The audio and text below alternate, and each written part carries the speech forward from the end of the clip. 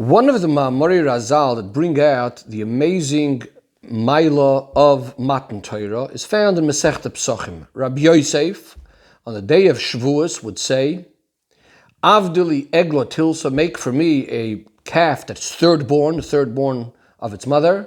And he said, Ilav hayoyma de kagorim, if not for this day that has caused it, Kamo Yosef Ika Beshuka, how many other people would there be Yosef out in the marketplace?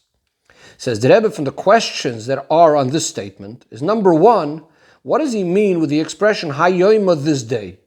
Rabbi Yosef's intention in this saying certainly was that the fact that separates him, that distinguishes him from other people, is because that he learns Torah, as Rashi explains.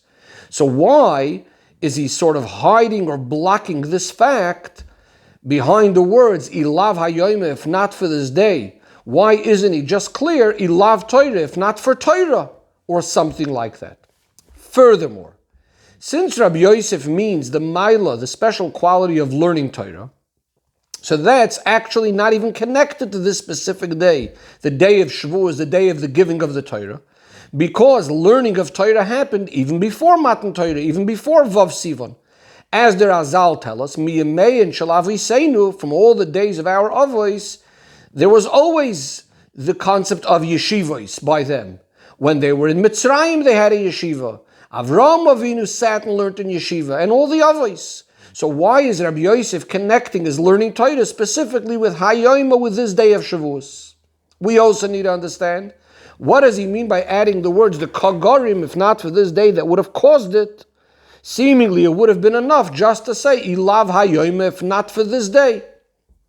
Says the Rebbe, seemingly we would be able to answer that when he says the word Hayoima, he actually does not mean the quality of the day as a day of Matan Torah, but rather the fact that this day was the day that Hashem is choosing the Yidden, v'yisam lisgula mikol ha'amim, that the Yidden are going to be Hashem's treasured nation. Hashem chooses the Yidden mikol am v'loshen, from all nations, from all languages, and it's because of this that Rabbi Yosef is now distinguished from Kama Yosef Beshuka, from all these other people in the marketplace. And this is why he doesn't say, if not for Torah, he says this day, and he uses the way the Kagorim that had caused it, because what he's trying to emphasize is not the actual giving of Torah itself, but rather something else that the day has caused. However, the Rebbe says it's difficult to say that this is the only thing and the only reason of what he means, because Rashi, the main one who teaches us the pshat of the Gemara, tells us clearly regarding what Rabbi Yosef meant of this day is Shalamadati Torah, that I learned Torah. This is also understood from the general context of what's going on in the Gemara just before it and after it, which is mainly speaking about the qualities of Torah and learning Torah. More importantly, the Rebbe says, based on this, that Hashem has chosen us, that's a Maila, that's a quality of all Yidden compared to all the nations. But from what Rabbi Yosef says, it sounds like he's trying to speak about something unique and special that he has, even compared to other Yidden. Some other diyukim in what Rabbi Yosef says the Rebbe. Number one, why does he use the expression Kama Yosefika? How many Yosefs there would have been? Why can't he just say how many other people there are? Why is it relevant regarding this Maila that we're speaking about that Rabbi Yosef gets, the name Yosef? Furthermore, we see Rashi also emphasizes this. He says, translating the Gemara, explaining the Gemara, he says there would be many other people in the market called Yosef. What's this emphasis on the word Yosef? Also says the Rebbe, why is it important to add that how many other people there would be, or Yosefs there would be, Beshuka, in the marketplace? Why can't it just say how many other Yosefs there would be? Says the Rebbe, we cannot say that what he's trying to emphasize is how he's different from the other Yosefs, because they are in the marketplace and they are not in the Beis Medrash where Rabbi Yosef is, because that would have been understood even without the word Beshuka, because basically without Torah, without Matan Torah, there wouldn't have been a Beis Medrash. All over would have been outside, and the opposite of Beis Medrash, all over would have been a marketplace. Says the Rebbe, the explanation of all of this is simply the difference between learning of Torah and fulfillment of mitzvahs before Matan Torah. As the Razal tell us regarding learning Torah, as we mentioned already before, that the Avos learned Torah. So too regarding the mitzvahs, we're told that Avraham Avinu fulfilled all of all of Torah, all the mitzvahs of the Torah before it was given.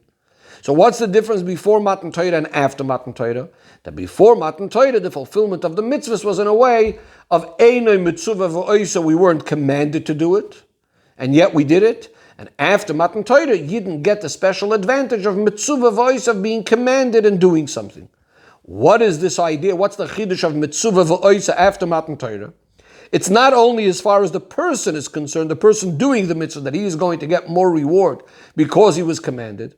But more importantly, there's a change, there's a difference, there's an advantage in the chefts and the object with which the mitzvah is being done.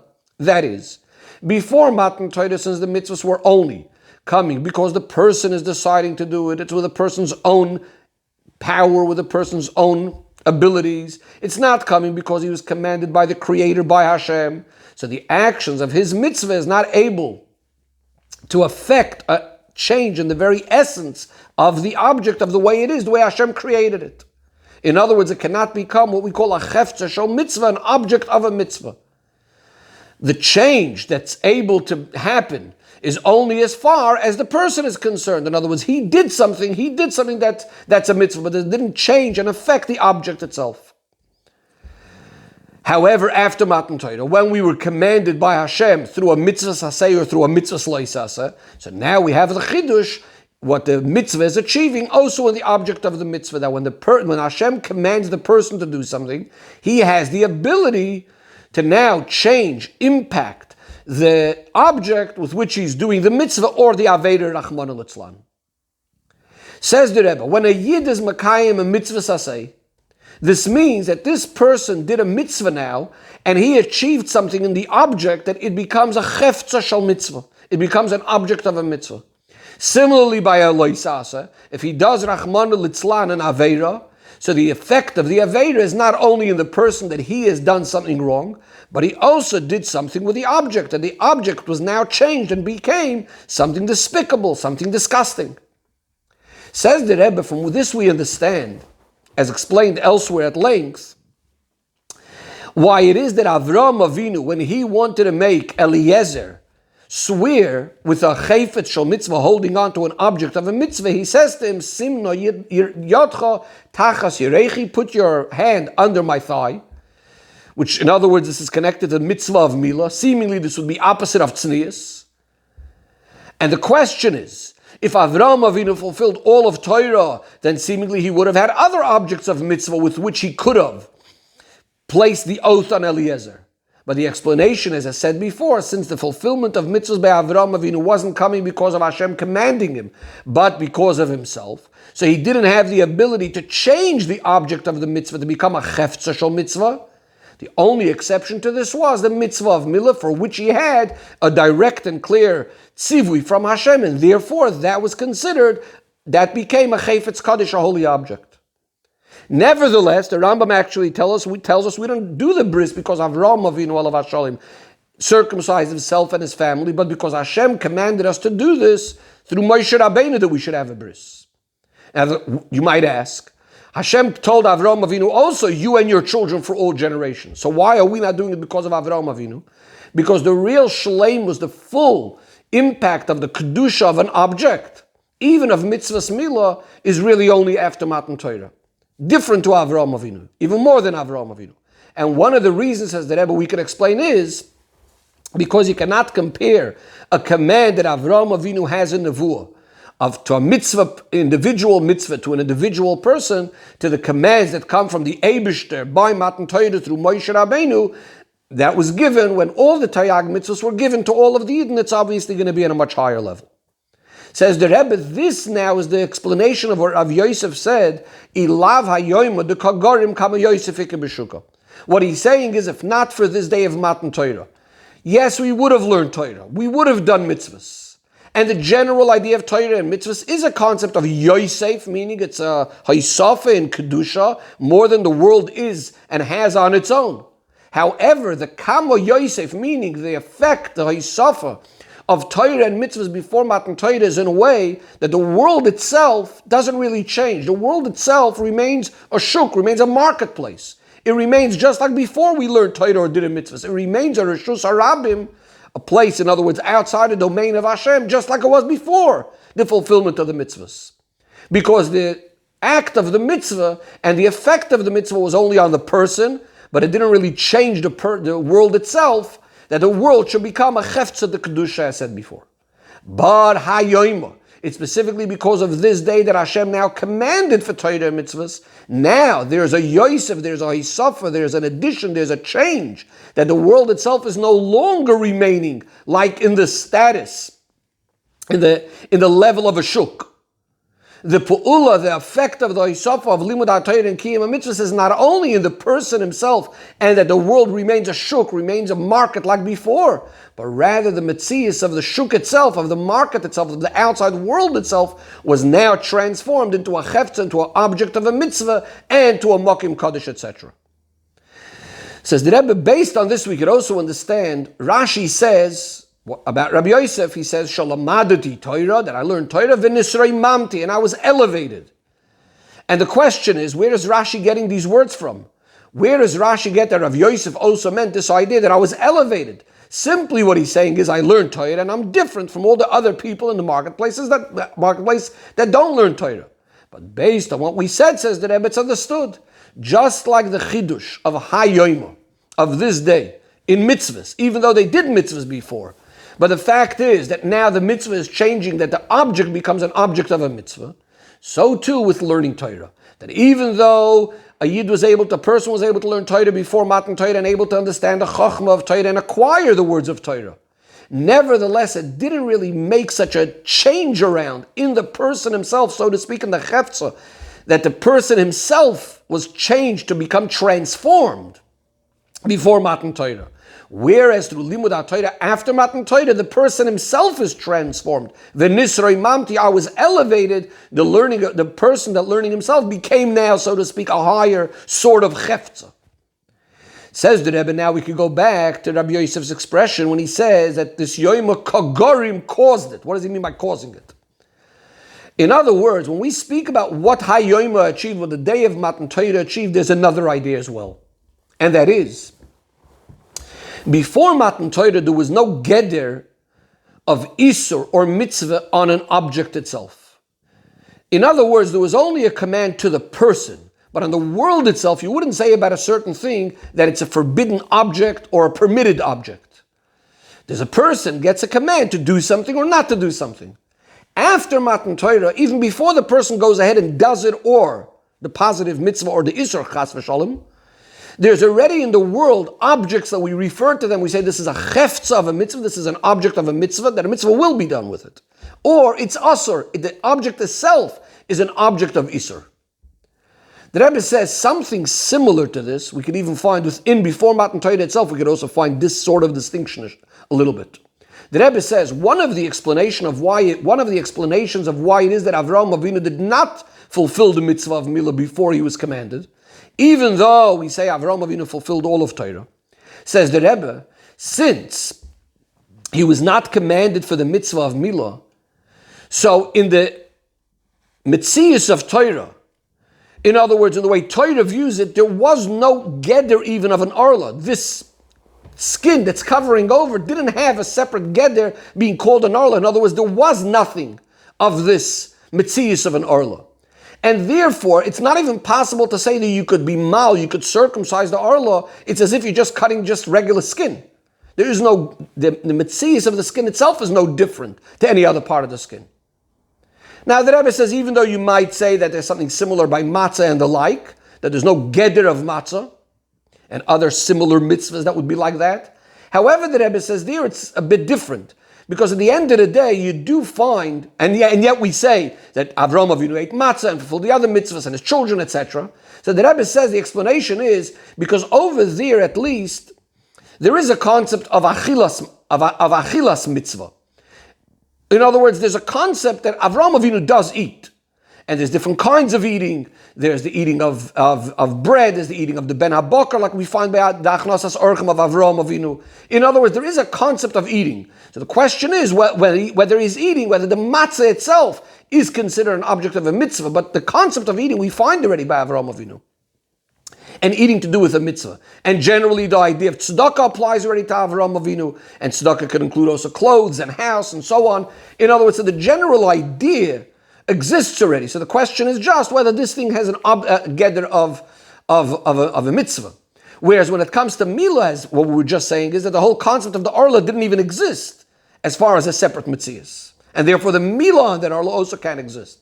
A further point the Rebbe says, regarding other mitzvahs, if Avraham Avinu would have done those other mitzvahs, it would never take away that he should be able to eventually be able to do it properly. In other words, theoretically speaking, he did a mitzvah of matzah. If the Eibishter would then command him to eat matzah, he could still eat matzah. Whereas Milah, if he would circumcise himself before this idea that the Arla, in other words, when the concept of Arla doesn't even exist in the Torah light, so through this he would never been able to eventually do the mitzvah of the Arla when Hashem does command him, because he doesn't have that skin anymore. But based on this whole idea, the Rebbe says in a similar way after Matan Torah as well, that there's a certain chefza of the mitzvah or the Yisro even before the Eibishter commands it. The Rebbe says, just like in regards to Yisro, we say that there are certain, because Torah commanded us, it's not only that the Torah is commanding the person not to do it, but the object itself is considered a disgusting object. Now it's considered a matter of Yisro. The same thing is true with mitzvahs as well. That even before the person does the mitzvah, one of the chidushim of Matan Torah is that there's a certain mitzius of kedusha, of a certain kedusha applying to this object with which you're going to do the mitzvah that totally didn't exist before Matan Torah. In other words, this object is already sort of in the domain of being shayich to the inyan of a mitzvah. Obviously, it's not the same way as once you're going to fulfill the mitzvah. Once you're going to do the mitzvah of tefillin with the tefillin, or take the daled minim with the esrog, etc. So it's obviously going to be much more kedusha. But there's already a certain shaychus of the kedusha with the object even before we did the mitzvah. And the Rebbe says, based on this, we could actually explain a statement of the Mechilta, which originally seems very, very strange. We say this in the Haggadah, actually. On the pasuk v'yigadet olavincha b'yomahu leimer ba'avur ze asa Hashem li b'tzeisim mitzrayim, that on that day you'll tell your child that because of all of this, Hashem has done for me when I went out of Mitzrayim. This is the obligation of telling the story of Yetzias Mitzrayim. The Mechilta says, Yochel me Rish Chodesh. I might think that you start saying the story of Yetzias Mitzrayim or Rish Chodesh Nisan. Talmud Loimer, but the pasuk says, Bayoimahu, on that day. So this is the day of Pesach, or the night of Pesach. Ibayoimahu, says the Medrash, I may have thought I could start doing it already during the day, not wait for at night. But the pasuk says, Ba'avur zeh. Ba'avur zeh means because of this, referring to the matzah and the morer. So the command of Sipur Yetzias Mitzrayim is while I have the matzah and morer in front of us. So the Mefarshim explain that what was the question, what was the havamina, what was the initial thought of the Mechilta? That the chiyuv of Yigadet Olavincha, the chiyuv, the obligation of telling the story of Yetzias Mitzrayim, should be from Rosh Chodesh. Why would I think so? What would have made me think so? Because just like Moshe Rabbeinu is telling the Yidden on Rosh Chodesh regarding the dinim of Pesach and matzah, about eating matzah and eating together with the mother, etc., which this all brings, of course, the goal of Yetzias Mitzrayim. So too, when the Yidden are going to be speaking about Yetzias Mitzrayim, they should also start from Rosh Chodesh. That's why we have to learn from the pasuk that no, by Yoimahu it has to be on a specific time, a specific day, and b'shar sheyesh matzah u'marer munachim lefanecha. So the Rebbe asks, from the simple wording of the Mechilta, it sounds like that what we learn out, even at the end, about the obligation of Sipur Yetzias Mitzrayim, that it needs to be when matzah and morer are in front of you, is not as if we now came up with a chidush, that Sipur Yetzias Mitzrayim has a special geder, has a special definition, and needs to be associated with matzah and morer. The truth of the matter is, even according to the Mechilta's original thought, when we learn out v'yigadet olavincha b'yomahu leimer ba'avur zeh asa Hashem li b'tzeisim mitzrayim, even at the initial thought, we understand that the story of Yetzias Mitzrayim is connected with ideas of Pesach, Matzah, and Morer that we're mentioning. It's only that because of the wording in the pasuk, we're now going to learn exactly the timing when it needs to be. That it actually has to be when the Matzah and Morer are in front of us. But even from the outset, we knew already that it's connected to the Matzah and Morer. If that's the case, the question is right away, what kind of connection does Pesach, Matzah, and Morer even have to Rosh Chodesh if the whole Metzius, if the whole idea of Pesach, Matzah, and Morer only apply on the night of Tezvav Nisan, or at least earlier on the day? So why would I even think that it should be from Rosh Chodesh? So the Rebbe says, but based on what we explained before, it all comes out very nice. Because since on Rosh Chodesh Hashem is commanding us to eat and to make the Korban Pesach and the Matzah and the Morer, that means it's at that moment of Rosh Chodesh that now the Pesach, Matzah, and Morer sort of become a Metzius, become a Chefza, a Metzius, an entity, according to Torah, of these mitzvahs. Again, the Avos before Matan Torah wouldn't have had it. The Yidden before Rosh Chodesh wouldn't have had it. That means Pesach, Matzah, and Morer wouldn't have been a thing before that time. The Rebbe says, to add another point, some people actually say, there's an opinion that says that the chiyuv of shoyel in v'dershon of learning the Hilchas Pesach Kodem HaPesach is 2 weeks before Pesach. So that would be that Rosh Chodesh, in other words, there's a certain idea of Pesach, Matzah, and Morer because of the halachos and commands of the Torah. In other words, we're already learning the halachos of Pesach. So this is what the Mechilta says we would have thought. Since there's already a Metzius, there's a Torah-dika Metzius, a Torah-dika entity in the world already of Pesach, Matzah, and Morer, so maybe the Chiyuv of Yigada Tolavincha can now apply already. The story of Pesach, Matzah, and Morer, Yetzias Mitzrayim could apply now because as far as Torah is concerned, these things exist already. Then the Mechilta goes on and says, no, we can't say that. But Mechilta says, maybe at least by Yom Ahu. In other words, fine. Rosh Chodesh is not enough, the fact that Torah just says these things exist. But at least during the day when we actually practically have the Korban Pesach already. In other words, and that's the main thing that brings the Geula, it's not only that the Torah commanded us, but even the person is obligated already to bring the Korban Pesach. He's even bringing the Korban Pesach already. So maybe at this point, because the person has a command already to bring the Korban Pesach, maybe at this point, he's already able to say the story of Yetzias Mitzrayim. So the Mechilta concludes, no, we actually have to have it when the matzah and the morer are actually in front of you. In other words, when could you mention the mitzvah of Pesach, matzah, and morer and fulfill the mitzvah of Sipur Yetzias Mitzrayim is only when we're actually holding at this stage of the mitzvah, when we have the actual obligation of matzah and morer at night, when the person is actually doing the mitzvah already. And in other words, the mitzvah is actually transforming the object now in the fullest sense, not only beforehand when Torah gave it already a mitzvah. And the Rebbe says this is true not only in regards to matzah and water, but even the Korban Pesach. Even though we were makar of the Korban Pesach in the afternoon, so it's already a object of kodshim, of a Korban Pesach. But since the whole point of the Korban Pesach is ultimately to eat it, so therefore the shleimus of the mitzvah of the chefza, even of the Korban Pesach, is also going to be only at night when we have the obligation to eat it together with the matzah and water. Says the Rebbe, this is what Rabbi Yosef was saying of what hayoyma de kagorim, that this day caused.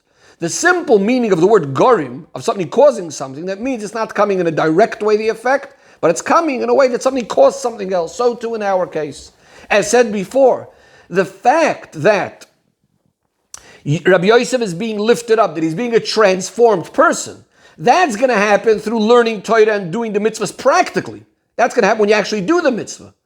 However, this day caused that the limud HaTorah and the kiyum HaMitzvahs should be able to actually change the chefza, should make that change in the world.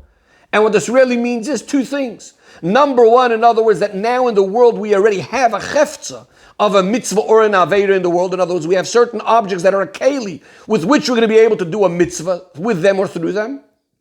And number two is the Yidden themselves were transformed. This is the time when their geirus was complete. They came under kamfei hashchina, under the wings of the shchina. And we know that a geir, when he becomes a geir, he's like a newborn child. In other words, Yidden, their actual body, they became. There was a transformation that became a holy nation. And because of this, the Yid has the ability that when he's going to take something from the world and going to do what Hashem commanded him, so now we're going to have the actual kedusha of the mitzvah applied to it.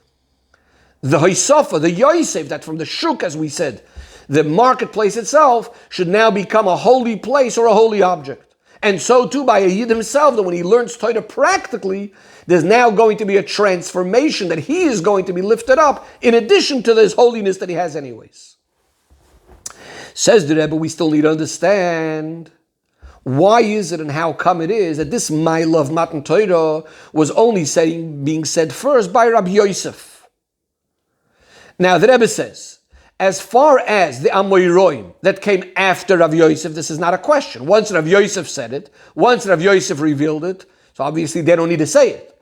But the question is, what about all of the Amoyroim before Rav Yosef? What about all the generations of Tanoim? Why don't we find anyone else emphasizing this idea of Ilav Hayoim with the Kogorim?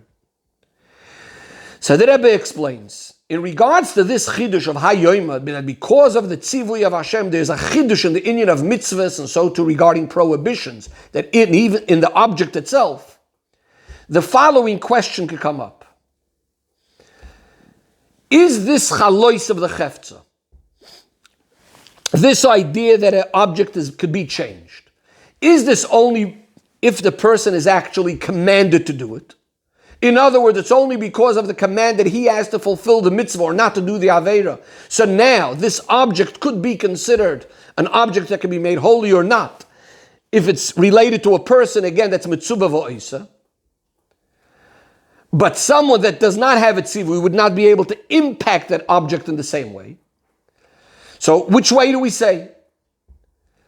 In other words, do we say that it's only a person that's mitzvah v'oisa? Or do we say that no, since Matan Torah, every single yid became holy, B'kedushas haguf, his body became holy, and that there's these gedorim, these definitions of a chefza, of a mitzvah being holy in the world, so this idea of the mitzvah could even apply through someone that's not mitzvah v'oisa. The Rebbe gives an example. Let's say women. Women are potter from mitzvah saseh, shazman grama mitzvah saseh that are based on time. Nevertheless, as we know, there are many mitzvahs that they are allowed to do of those mitzvahs. So the question is, in those mitzvahs that they are doing, is it only that they are doing it? In other words, it's only the gavra, the person doing a mitzvah. So they did a positive thing and they did a holy thing. Or do we say that no, they have that ability to even affect and impact the chefza, but again, they weren't commanded. And the Rebbe says that this will actually be a nafka mina lahalacha in a number of areas. And the Rebbe gives some examples. We have a din by a esrog. That the esrog, because it was designated, set aside for the mitzvah, you're not allowed to eat from that esrog and other sort of benefits from that esrog during the 7 days of Sukkot. So the question is, if the esrog is a woman's esrog, does it have that din? Is there an impact on the esrog itself that the chefts of the esrog became something different or not? A similar question regarding a person that's blind, Rachmana litzlan. According to Rav Yehuda says that a blind person is potter from all the mitzvahs in the Torah. So the question will then be, if he does a mitzvah, does that impact the chefza of the mitzvah because he's not mitzvah v'oisa? So now let's bring this all to Rav Yosef. Rav Yosef was actually blind. So we find in the Gemara that Rav Yosef said the following. He says, originally I used to say, that whoever is going to say that the halacha is like Rav Yehuda, that a blind person is potter min ha-mitzvahs, I would be very, very happy. I would make a big su'udah for the Talmidei Chachamim. Why? Because I'm potter from the mitzvahs, I'm not mitzvah, and I'm still doing the mitzvah. So therefore, it's an amazing thing. But now that I heard a statement that Ravi Chanina said, that he said that a person that's commanded is actually greater than someone that's not commanded and does. So now I would rather someone that tells me that the halacha is not like Rav Yehuda.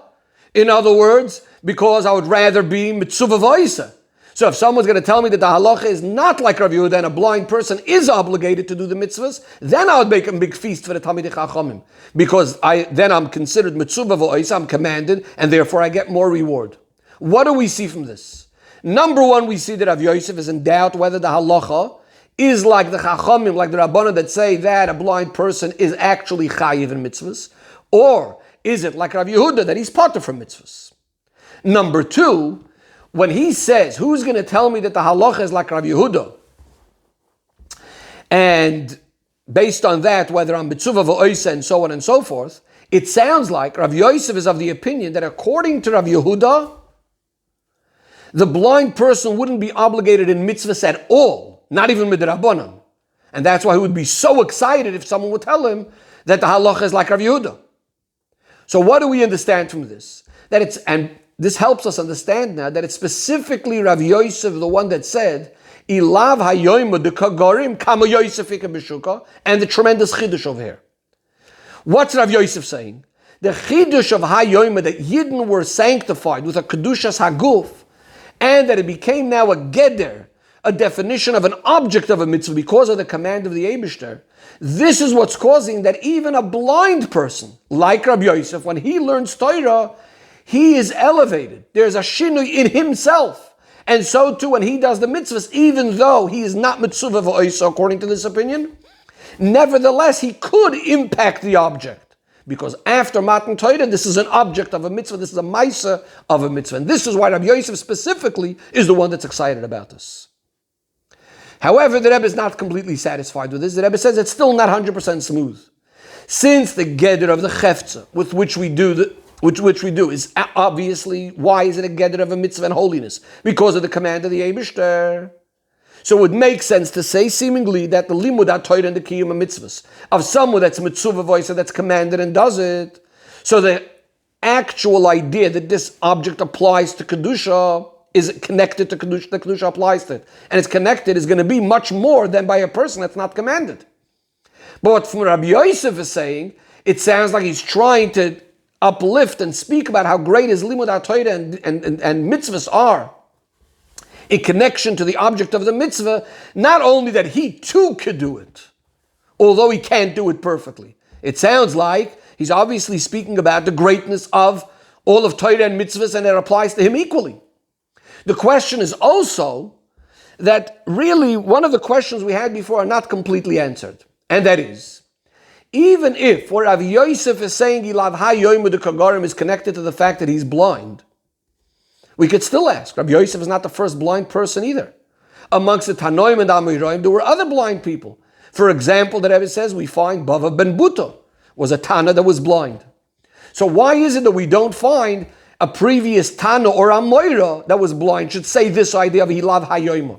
Even though we could answer B'doichik, that maybe they were of the opinion like the Chachamim, like the Rabbanah, that a blind person is Chayiv b'mitzvahs. So what is unique about Rabbi Yosef? Says the Rebbe, the Gemara tells us that Rabbi Yosef was called Sinai. Sinai means a person that had tremendous knowledge, was fluent in all of the halachis, of all of the mishnahs, of all of the halachis of the Torah. Rabbi Yosef said about himself the words V'rav tvuos b'koyach shoir, implying this same idea, that the mishnayos and the beraisis were all organized by him as if they were given straight from Har Sinai. And as we'll see in a minute why that's connected, b'koyach shoir is like the ox that helps produce lots of wheat. And this is what the Rebbe continues right now, that the message was sent regarding, there was a question, what's greater, someone that has lots of knowledge of all of these halachos, or someone that's just a person that's able to analyze more and more? So the message was sent, Sinayod, of someone that's fluent in all of the halachos is much better. And the example was given, Hakoil tzirichin lemorei chitaya. Everyone needs the ones that own that have all the wheat. In other words, once you have all the wheat, you could do everything else with it. In a similar way, you need to have all the halacha, the knowledge of all the halacha, in order to be able to apply all the different things. And as a result of that, Rav Yosef was the one that was appointed to Rosh Yeshiva, etc. Says the Rebbe like this. Now we can understand that according to the opinion that a blind person is patur for mitzvahs, and as we said, Rabbi Yosef was in doubt about this. It's based on this, Rabbi Yosef is saying, Ilav hayoyim de kagarim, what he's saying is as follows. Since his mitzias is Sinai, that he has this tremendous knowledge of all the halachas, and this is what he's teaching. So even if he's einoi mitzvah v'oisa, it still makes sense to say. So on the one hand, it makes sense to say that he's not going to be able to apply the kedusha as much as a person that is mitzvah v'oisa. But since, as we just said, Hakoil tzirichin lemorei chitaya, everyone needs the one who has the wheat. Everyone needs the one who has those halachis. Everyone needs to come onto Rabbi Yosef's Torah, and everyone was following and needed his psukim, his herois, etc., including those people that are mitzvah voice, or those people that are going to do the mitzvahs and be able to do them properly. As a result of this, Ben Yisro Mamti, I was elevated, and I could also have that complete transformation, even someone like Rabbi Yosef, because of the way he's teaching and giving these Torah and psukim to all the other Yidden. As opposed to Bava ben Buta or other Tanoim and Amiroim before Rabbi Yosef, we don't find this idea that they were on the level of Sinai of their generation, and that therefore everyone needed them. And therefore it's Rabbi Yosef specifically that says, Ilav hayoyim kagarim kama Yosef ika b'shuka. Because the chiddush of hayoyim that was achieved, that achieved this idea, the gather of a chefza of mitzvahs or avedis in the world, caused that even Rabbi Yosef, even if he's not mitzvah, but since he's on this level of Sinai of his generation, he should be able to be elevated to the tachlis hashleimus of the shinui of his whole mitzvah is being transformed and changed. Says the Rebbe, in this area we see how Pnimius HaTorah and Nigla the Torah are mamish one Torah. This explanation, Al Pi Nigla, goes very well with that which is explained in Chassidus, that the avodah of the avos was to achieve hamshachos and yichudim elyonim only up above, and by Matan Torah, when it was nullified, the decree, and the elyonim were able to come down letachtoinim, that's when it was given the ability to be mamshech elikus, even down here in the chefza of gashmiistic things. And within this hamshacha itself, there are many different levels. But generally, there is the darga of the hamshacha, which is in the gashmiistic things with which you can do a mitzvah. That's step number one. The next step up is when the chayfetz, when the object is actually being prepared and being designated to do a mitzvah with it. And then obviously the greatest level is what the Yid draws down when he actually goes ahead and fulfills the mitzvah practically, as all of this is explained at length and in detail in Torah Chassidus.